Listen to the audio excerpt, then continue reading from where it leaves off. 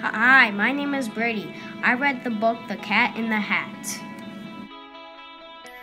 Have you ever sat home with nothing to do?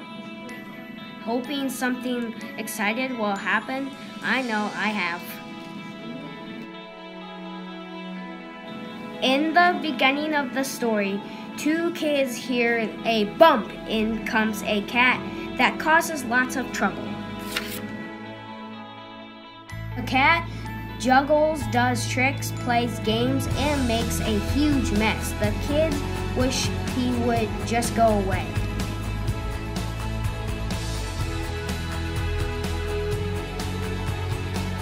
If you want to learn how to do tricks like the cat, you should read this book.